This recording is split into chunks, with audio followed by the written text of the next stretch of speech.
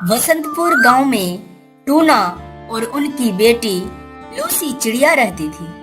Tuna बहुत गरीब था। वे मजदूरी करके अपनी बेटी की पालन पोषण करते थे।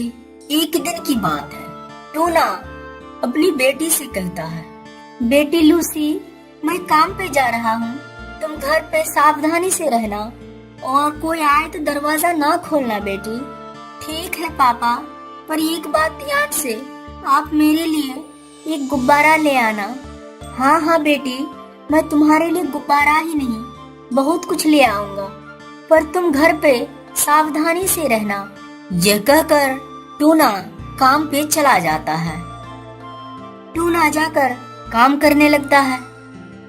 काम करते करते शाम हो जाती है। टूना काम करके घर जाने लगता है। रास्ते में टूना को याद आता है, अरे मैं तो भूल ही गया, लूसी ने हमें गुब्बारा लाने को कहा था। चलो मैं गुब्बारा लेकर चलती हूँ। यह कहकर टूना आगे बढ़ने लगता है। कुछ दूर आगे जाने के बाद अचानक बारिश शुरू हो जाती है। टूना पानी से बचने के लिए एक पेड़ के नीचे जा खड़ा होता है। कुछ देर के बाद टूना के सर पर पेड़ से एक फल गिरता है। ओह मम्मी, ये क्या हो गया? लगता है सर पे कोई पत्थर मार दिया। इतनी जोर की चोट लगा मुझे। अरे ये तो एक फल है, ये तो एक अजूबा फल है जो मैंने इसे कभी नहीं देखा। चलो जो हुआ मैं इसे खाकर देखता हूँ। यह बोलकर टूना फल को खाने लगता है। फल खाते ही टूना का रंग बदल जाता है और टूना बूढ़ा हो जाता है, बहुत ही कमजोर हो जाता है। टूना कमजोर की वजह से कांपने लगता है। ये क्या हो गया मेरे साथ? मैंने कौन सा फल खा लिया और इतना कमजोर कैसे हो गया मैं? इस फल को खाने से मेरा तो कलर भी बदल गया। अब मेरी बेटी भी मुझे नहीं पहचान पाएगा। टूना बारिश में भीगते भीगते घर चले जाते हैं। बेटी लूसी, दरवाजा खोलो, जल्दी खोलो, मुझे ठंड लग रहा है। लूसी बाहर आकर कहती है, कौन हो आप और मेरे घर क्यों आए हो? आप अपने घर जाओ ना, मेरे पापा ने मुझे मना किया है, किसी को घर में आने मत देना। बेटी लूसी, मैं ही तुम्हारा पापा हूँ, मुझे बहुत ठंड लग रहा है, पर आपका तो कलर ही चेंज हो गया। मैं कैसे समझूं आप मेरा पापा हो? अगर आप मेरा पापा हो तो एक बात बताओ, मैंने आपको क्या कहा था सुबह को? गुब्बारा लाने को कही थी। जल्दी आओ पापा, जल्दी आओ। टूना घर में जाकर सो जाता है। लूसी पूछती है, ये कैसे हुआ पापा? सुबह सुबह तो कोई परेशानी नहीं था। मेरे पास अभी इतना शक्ति नहीं है, मुझे आराम करने दो, फिर मैं बताऊंगा। यह कहकर टूना बेहोश हो जाता है। लूसी बाज बाबा के पास चला जाता है। बाबा बाबा, जल्दी चलो मेरा घर, पता नहीं मेरा पापा को क्या हो गया, वो कुछ बोल ही नहीं रहा। सुबह को सही सलामत काम पे गया था और शाम को लौटते ही वो बहुत कमजोर था। आप जल्दी चलो मेरा घर, उसे देखो क्या हो गया।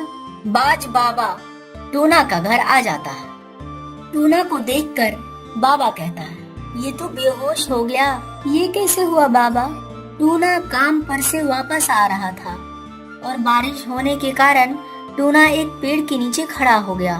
फिर उनके ऊपर एक फल गिरा जो बहुत अलग किस्म का था और उसे वह उठाकर खाने लगा। उसे खाते ही उनका हाल ये बुरा हो गया। बाबा, ये ठीक कैसे होगा? इसे ठीक करने का बस एक ही तरीका है, टूना को हुदहुद का अंडा खिलाना होगा। हुदहुद का अंडा खाते ही टूना फिर पुराना अवस्था में आ जाएगा। ये अंडा कहाँ मिलेगा बाबा? यह अंडा जंगल के साइड दो पहाड़ों के बीच में एक गुफा होगा जहाँ हुदहुद रहता है, उनके यहाँ से अंडा लेकर आना होगा। ठीक है बाबा, मैं अभी जाकर अंडा ले आती हूँ। यह कहकर लूसी गुफा की ओर रवाना हो जाती है। थोड़ी दूर चलने के बाद लूसी को वह गुफा दिखने लगता है। वो देखो, हुदहुद का गुफा। चलो अब मैं चलती हूँ और उनसे अंडे लेकर आती हूँ। लूसी हुदहुद के घर पहुंच जाती है। हुदहुद लूसी से कहने लगती है, अरे कौन हो तुम और तुम मेरे घर क्यों घुसा जा रही हो? निकल जाओ मेरे घर से।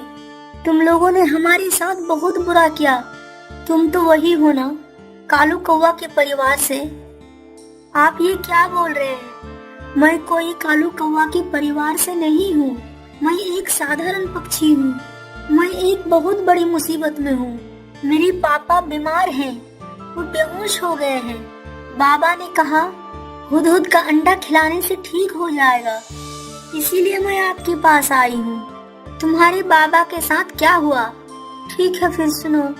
लूसी सारी बात बता देती है। अब आप तो सुन लिए हैं, अब तो मुझे अंडा दे दो। मैं भी तुम्हारी तरह साधारण पक्षियों के पास गई थी। वो देखो, मेरे पिताजी पत्थर के बन गए हैं। हम मदद के लिए साधारण पक्षियों के पास गए थे, पर उन्होंने मेरी मदद नहीं की और उन्होंने हमें वापस लौटा दिया। और आज तुम मेरे पास आई हो। मैं भी तुम्हारी इस तरह से कोई मदद नहीं कर सकती। जाओ, निकल जाओ मेरे घर से। मुझे तो कुछ भी मालूम नहीं, आखिर क्या हुआ आपके पापा को और आप साधारण पक्षियों के पास क्यों गए थे? मुझे बताओ, अगर मैं कोई मदद कर सकूं, क्योंकि मैं एक साधारण पक्षी हूँ। वो देखो, वो पत्थर के बन गए हैं। वे अब हिल भी नहीं सकते।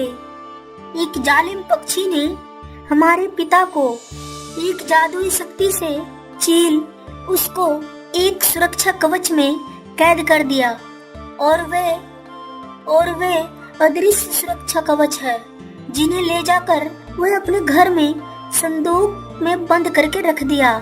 तो क्या हुआ? आप तो एक जादुई हुदहुद हो। नहीं, वहाँ कोई जादुई हुदहुद या कोई बड़ा पक्षी नहीं जा सकता। वहाँ सिर्फ आम पक्षी ही जा सकता है। ठीक है, यह काम मैं कर दूंगा। मैं जाता हूँ और वे संदूक से चाबी को ले आता हूँ। लूसी सोचने लगती है, मेरे पिता को बचाने के लिए हमें ये कष्ट तो उठाना ही पड़ेगा। ठीक है, मैं जा रहा हूँ। यह कहकर लूसी चील की गुफा की ओर रवाना हो जाता है। रास्ते में एक सुंदरी मिलती है। क्या हुआ लूसी, तुम कहाँ जा रही हो और तुम बहुत परेशान लग रही हो? लूसी सुंदरी को सारी बात बताती है। चील तो बहुत खतरनाक है, तुम बच के रहना और वह चाबी चुराने से पहले उन्हें मारना होगा। ये लो सीसी, इसमें कुछ जड़ी बूटियों का रस है।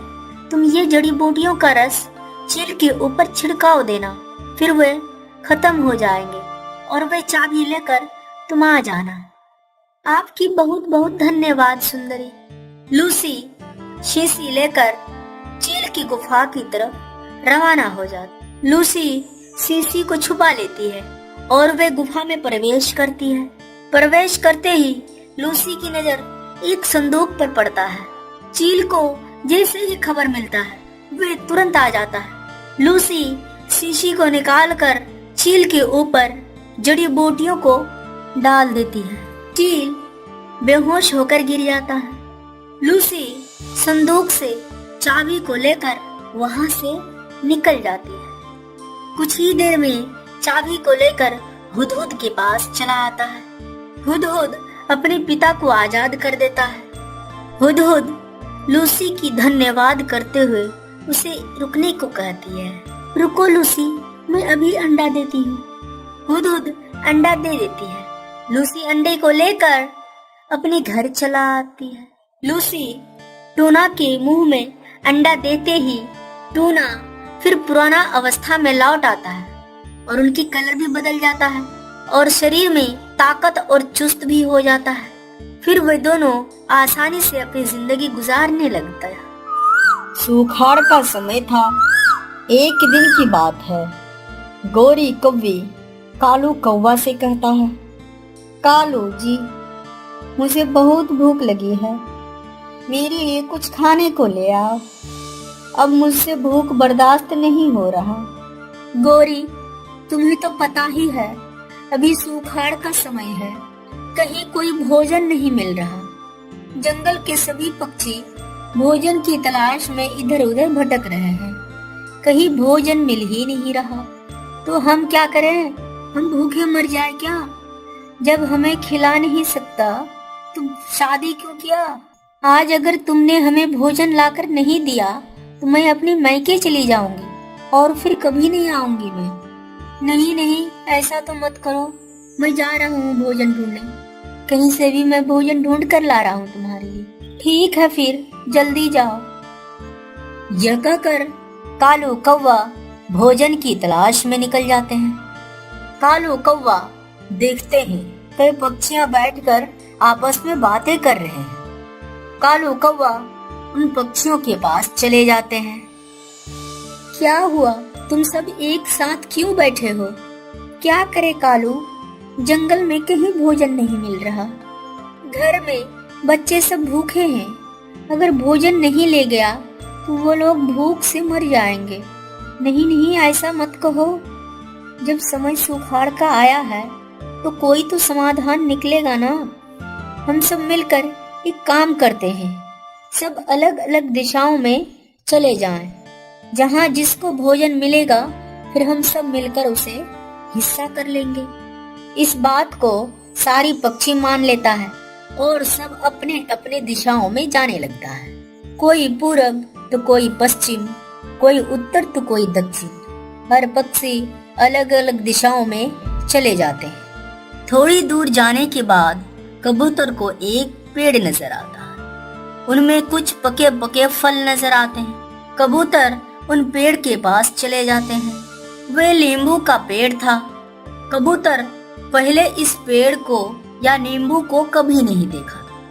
कबूतर नींबू को देखकर आश्चर्यचकित हो जाता है। अरे, ये कौन सा फल है? दिखने में इतनी सुंदर और मैंने आज तक नहीं देखा। ये फल खाने लायक है भी या नहीं? कहीं ऐसा तो नहीं ये जहरीला फल हो, मैं इसे चखूं और मर ना जाऊं। मेरा तो दिल नहीं कर रहा था पक्षियों को इन फल के बारे में बताने का, लेकिन क्या करें, ये फल खाने लायक है भी या नहीं इनका भी तो पता करना है। इनके लिए हमें पक्षी को बताना ही पड़ेगा। यह कहकर कबूतर पक्षी के पास चला जाता है। सुनो सभी पक्षियों, मुझे एक फल का पेड़ मिला है, हम चले और उसे हिस्सा करते हैं। यह कहकर सारी पक्षियां उन नींबू के पेड़ के पास चले जाते हैं। कालू कौवा बोल उठता है, अरे, ये फल तो मैंने कभी नहीं देखा। ये कौन सा फल है भला? ये फल खाने लायक है भी या नहीं? कबूतर कालू कौवा से कहता है, अरे क्यों नहीं, खाकर टेस्ट तो करो, ये फल खाने लायक है या नहीं। ना बाबा ना, कहीं ये जहरीला फल हुआ तो? कहीं मैं इसे खाऊं और मर जाऊं? ऐसा थोड़ी ना होता है। क्यों मरोगे? आखिर फल ही तो है, चेक तो करो। फिर कालू कौवा कहता है, ठीक है, मैंने आज तक कोई अच्छा काम नहीं किया। आज मैं एक अच्छा काम करने जा रहा हूँ, लेकिन वादा करो, अगर ये फल खाने के बाद मैं बीमार पड़ गया तो मुझे जल्दी से बुलबुल डॉक्टर के पास लेकर जाना और तुम सब अपने पैसों से मेरा इलाज करवाना। हाँ, क्यों नहीं, जरूर करेंगे। यह कहकर कालू कौवा उस फल को टेस्ट करने लगता है। छी, इतना खट्टा फल। सिर्फ ये दिखने में ऊपर से सुंदर है, अंदर से तो ये इतना खट्टा है कि मैं क्या ही बताऊं। मेरा चोंच का स्वाद खत्म हो गया। ये फल तो हमारे खाने लायक है ही नहीं। यह सुनकर सारी पक्षी मायूस हो जाते हैं। अब हम क्या करें? हमें तो कहीं भी भोजन नहीं मिल रहा। एक मिला, वो भी खट्टा निकला। फिर कालू कौवा कहता है, तुम चिंता ना करो पक्षियों, कालू कौवा है ना, यह कोई ना कोई समाधान निकाल ही लेगा। अभी के समय में एक फल तो जरूर मिलेगा, नारियल का पेड़ जो सुखाड़ में भी होता है। पश्चिम और उत्तर के बीचों बीच जाना है। यह कहकर